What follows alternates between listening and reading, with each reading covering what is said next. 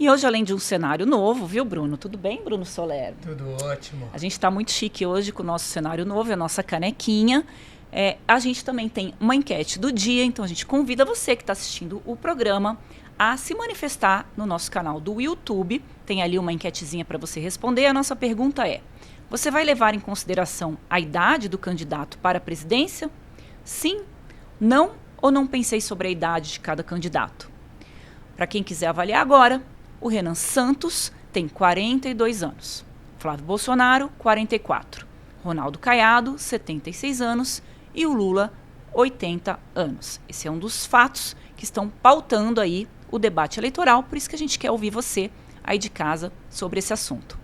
Bruno, tem muita coisa para a gente falar, também viramos o programa aqui em cima da hora, por isso que eu me atrapalhei para variar, né, nesse abre, porque o Lula deu uma entrevista hoje surpreendente. Eu falo num ambiente controlado, porque o presidente Lula se recusa a dar entrevistas, né, fora ali das pessoas que convivem com ele, inclusive um dos jornalistas é funcionário, né, do governo, trabalha para a EBC, e ali foi questionado se ele vai ser mesmo candidato à presidência da República, porque tem muita especulação de que o Lula pode desistir da candidatura por vários motivos. Um deles, na avaliação do Centrão, é que se o Flávio Bolsonaro mostrar que pode ganhar do Lula, ele não iria para essa disputa para não terminar a carreira dele. A gente fala de forma humilhante, porque seria perder para o poste do Bolsonaro, que é o Flávio, né? O Flávio não é um político com muita presença na política, ele é apenas o filho do Jair Bolsonaro e está herdando os votos do pai. E o Lula disse esses dias que o Camilo Santana tem que ficar ali para ser um político nacional, não defendeu que ele dispute o governo do Ceará. Então o Centrão disse que a surpresa seria essa: se o Lula não for candidato, o candidato seria o Camilo Santana. Para você ver, Bruno, como é que está se tratando a sério no Centrão uma eventual desistência do Lula, que eles nem dizem que a surpresa seria o Lula não disputar. Eles dizem que a surpresa seria quem será o sucessor do Lula. Então, quando o Lula dá essa entrevista e diz, olha, eu ainda não pensei se eu vou disputar ou não, ele acaba alimentando esse tipo de especulação. Eu não acredito que o Lula vá abrir mão dessa candidatura. E você, Bruno? Olha, parece, Andresa, que o ambiente era controlado, mas o Lula não estava muito. Né? Ele começou a disparar algumas verdades que talvez os seus funcionários da EBC não queriam ouvir. Né? A coisa começou, essa coisa meio Partido Comunista Chinês, né, que dá entrevista para o próprio governo, é uma coisa maravilhosa, mas começaram a fazer um debate, e o Lula, quando instado a responder sobre a sua possibilidade de ser candidato ou não à presidência da República, meio que para, inclusive, afastar os boatos, o Lula alimentou esse boato. Trouxe a possibilidade de não ser candidato. Vamos trazer alguns fatos que eu acho que são importantes para a gente analisar. Dois países que a gente tem muita relação, inclusive política, até afetiva, né, Estados Unidos e Argentina, recentemente passaram por isso. Do presidente sentado na cadeira, podendo disputar uma reeleição e não ter ido para essa reeleição. Por quê? Vamos lá. Analisando Estados Unidos. Joe Biden, primeiro problema que você percebe, no final do governo Joe Biden, ele começa a demonstrar muitas fraquezas do ponto de vista de saúde mesmo, física. Chega num ponto em que ele começa a se perder, inclusive nos discursos, nas saídas de palco, parece não estar concatenando direito as ideias, e isso começa uma pressão muito forte para que ele não seja... Dos patrocinadores da campanha, dos né? próprios patrocinadores da campanha. Porque ele saiu por conta disso, né? Claro, o próprio partido também, né? Os democratas, numa expectativa de que pudessem continuar no governo, que pudessem se manter na cadeira presidencial, mas com um candidato hiperfragilizado do ponto de vista de saúde e por uma questão de idade. Por isso essa nossa pergunta é muito importante, né? A questão da idade é um ponto hoje fundamental para ser debatido. Apesar do Lula fazer todo o movimento, né? A Janja postando que ele está fazendo exercícios físicos, até comendo paca, né? Tudo isso mostrando que o Lula tá ativo. Já comeu paca, Bruno? Já comi uma vez. E aí? É um porco mais duro. Olha, não recomendo, não. É caríssimo, né? Se for comer sério, né? Se não for caçada aí, né? Mas, controvérsias, porque no vídeo se diz, né, que é de caça. Mas vamos voltar para o assunto do programa, senão nós vamos ficar empacados, né? Empacados nesse assunto. Mas o fato é que a gente, essa discussão, ela acaba sendo importante porque teve esse problema nos Estados Unidos e isso foi preponderante para Kamala Harris vir como candidata contra Donald Trump. Na Argentina, o Alberto Fernandes, tinha a possibilidade da reeleição também, mas depois de um caos absoluto econômico na Argentina, ele desiste dessa candidatura. Amigo do Lula, né? Também era alguém próximo, né? Inclusive do presidente Lula, tenta essa candidatura, mas começa a discutir entre os partidários e tudo mais, se poderia ser candidato ou não, mas no final das contas ele não é candidato, lança o Sérgio Massa, né, como candidato da sucessão, e também é derrotado, no caso, daí pelo atual presidente Javier Milei. Ou seja, 2 casos recentes. A gente teve outros casos, né? O Truman deixou de ser candidato lá nos Estados Unidos depois da bomba atômica. Né? Você tem alguns fatos que movimentam muito a política de tal maneira que podem influenciar nisso, mas o fato é, esses 2 últimos casos aí são casos que podem trazer discussão para o Brasil.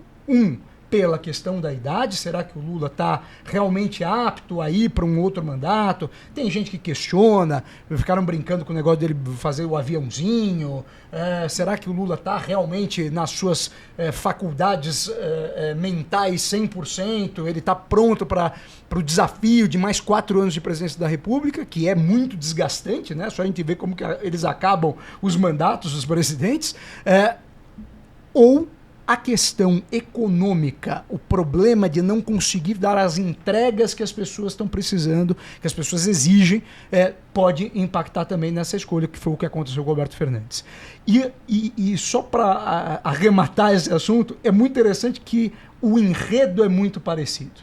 Nos Estados Unidos, Trump, presidente da República, perde a reeleição justamente para o candidato da oposição imediata, que era o Biden.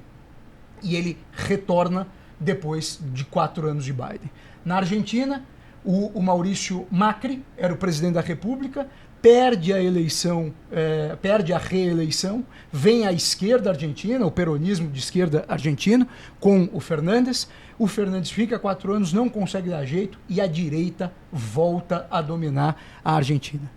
A gente está num cenário parecido com isso. As pesquisas de opinião, hoje saiu uma do Meio com o IDEA, né, Inteligência, que é um instituto sério também, renomado, e apontando para um empate e com um segundo turno com uma leve vantagem já do Flávio Bolsonaro. Tudo isso pode impactar na escolha do Lula e fazer com que o Lula encerre essa carreira, uma carreira vitoriosa, né, na política. Vitoriosa Pacas? Vitoriosa Pacas. Quem não vai gostar, acho que muito disso, é a primeira-dama, que tem gostado muito de ser primeira-dama. Todos gostado Pacas de ser primeira-dama. Mas o programa todo. Isso pode acontecer. Não é de se duvidar que tenha uma engenharia por trás para se deixar, pelo menos, esquentando o banco de reserva, o Camilo Santana. A saída dele do ministério não tem qualquer sentido, senão esse. Porque a disputa no Ceará já tem nome. O governador Eumano é candidato à reeleição. Vamos lembrar aqui, para quem está acompanhando o programa, que quem vai disputar uma eleição para cargos diferentes do que ocupa precisaria se desincompatibilizar no último dia 5 de abril.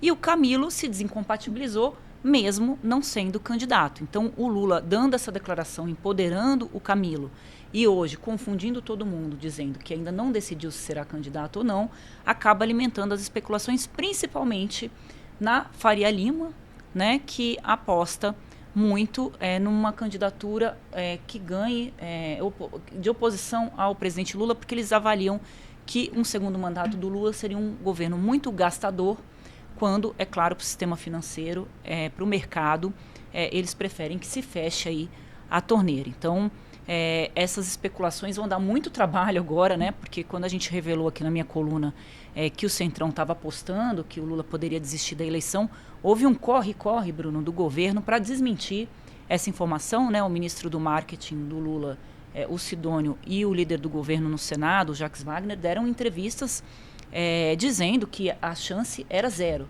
né? E hoje o presidente Lula vem com essa informação. É claro que o presidente está fazendo ali também, valorizando o seu passe, né? Nesse momento o Lula é o candidato, mas deixou aí, né, um pouquinho de dúvida se realmente ele vai levar essa candidatura, e não disse por que ainda está pensando, né? Também nem foi perguntado, obviamente, dado o ambiente controlado e a resposta que deve ter surpreendido ali se não foi combinada.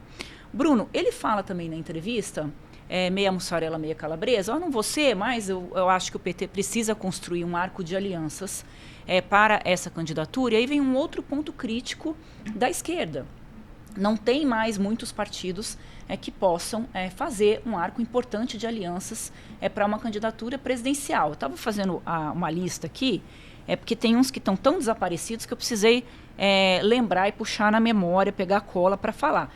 Talvez hoje, desses partidos, o PSB, né, por conta do prefeito do Recife, e o Geraldo Alckmin, né, é um partido mais forte ali, e ele quer, na verdade, o apoio do Lula à sua candidatura ao governo de Pernambuco. Então, o PSB é um partido hoje mais estruturado, tem a Tabata, tem o Geraldo Alckmin, tem mais nomes. Aí você tem o PSOL, que está completamente esvaziado, o Boulos já migrou para o PT? Parece que migrou vai pro PT, migrar, né? E também não vai se candidatar a nada, porque ficou ali no Ministério para defender que se trabalhe menos, né? Curiosamente, a escala lá 6-1. A Rede, que está completamente conflagrada, que é curiosíssimo, porque a Marina Silva, que era o principal nome da Rede, resolveu ficar no partido, e o povo do partido falou, mas a gente não queria você aqui, pode ir embora, pega suas coisas. Os marineiros acabaram, né? Acabaram, incrível, ficou né? ali a Luizelina, né, que hoje é deputada federal, quem manda no partido, então ninguém gostou, então a Rede, na verdade, está ali. Janones foi para a Rede, né? Agora temos o André. Quem é Janones mesmo? Nem lembro, não vale nem comentar essa pessoa. O PCdoB, que praticamente também, né, já há muito tempo, né, tem dificuldade ali de crescer. Tinha, acho que o Aldo Rebelo, que saiu do partido, mudou completamente de roupa, né? Cristã, né? Virou uma outra coisa. Então, ou o Lula vai buscar um apoio no Centrão, e aí quem é que comanda o Centrão? É o PP e o União Brasil, que são dois partidos que vão certamente se enrolar aí nessas investigações que estão correndo, que é do Banco Master e também a da Carbono Oculto. E demonizado também por uma ala ali do PT, né? E o PP e a União Brasil, segundo eu conversei ali com dirigentes, dizem que vão apoiar o Flávio Bolsonaro. Então, sobrou quem para o Lula fazer esse arco de alianças que ele está defendendo, Bruno? Olha, eu até escrevi essa semana um pouquinho sobre isso, falando desse assunto, e nós temos aí um centro que tentou se formar, um tal de centro democrático, surgiu com esse nome, inclusive, que era uma ideia de uma ampla federação entre os partidos que a gente pode chamar assim, os órfãos da Simone Tebet. A Simone Tebet foi candidata à presidência da República na última eleição com o apoio de 4 partidos. Quais foram esses partidos? O MDB, que era o partido dela, né? O PSDB, que já tinha uma federação com o Cidadania, o antigo PPS, e teve o Podemos nesse arco de alianças. E esses 4 partidos, na eleição passada, agora tem que se recalcular tempos de TV, etc., mas deram 2 minutos e 20 de TV para Simone Tebet, um tempo considerável, o terceiro maior tempo de TV naquela eleição. São 4 partidos que têm, se não tem talvez hoje mais grande representatividade, tem história. Tirando o Podemos como mais novo dessa história toda, né? Porque foi mudando de nome também, o antigo, se eu não me engano, o Podemos foi o PTN. Quando fica ruim que eles são flagrados em ilegalidades pela Polícia Federal, eles mudam de nome. E aí continua a mesma coisa, mas com um nome novo. Nome novo. E a gente finge que nem percebeu. O Podemos foi mudando de cara, teve fusões e etc., mas foi lá no começo era o PTN, hoje Podemos, e o Podemos foi um partido que cresceu muito nessa eleição, teve 14 novas filiações de deputados federais, e o próprio PSDB, que parecia morto, né? Depois que o Aécio Neves vira presidente no lugar do Marconi Perillo, o Aécio conseguiu, parece que, dar uma ajeitada no partido. E o partido começou a receber novos membros. Né? O partido agora tem, inclusive, algumas figuras razoavelmente interessantes e com chances eleitorais, como o JHC, ex-prefeito de Maceió, que tem viabilidade eleitoral ali para disputar governo, disputar Senado, e o Ciro Gomes, né? O antigo, o eterno candidato à presidência da República, Ciro Gomes, que já foi governador do Ceará e hoje também cotado como candidato lá no Ceará. Então, esses 4 partidos, vamos dizer, esse tal de centro democrático, poderia ser uma alternativa de conversa com o PT. O que a gente tem que ver é se existe predisposição desse time, dessa turma, de ir falar com o PT. Porque um PT que está cada vez, um PT que tentou se isolar e ser tão hegemônico dentro de uma posição, ser tão dono dessa raia da esquerda, que nunca deixou ninguém crescer. O PSB sempre ficou naquela coisa, estamos juntos, mas não estamos, quando a gente precisa a gente dá uma afastadinha do PT, já tiveram embates, inclusive lá em Pernambuco, onde o PSB tem a sua maior força, né, que a história do PSB se dá muito em Pernambuco por conta de Miguel Arraes, bisavô do João Campos, hoje presidente do partido, né? Então, esse PSB que sempre ficou ali na ronda, mas esses outros partidos ficaram por muito tempo num enfrentamento com o PT.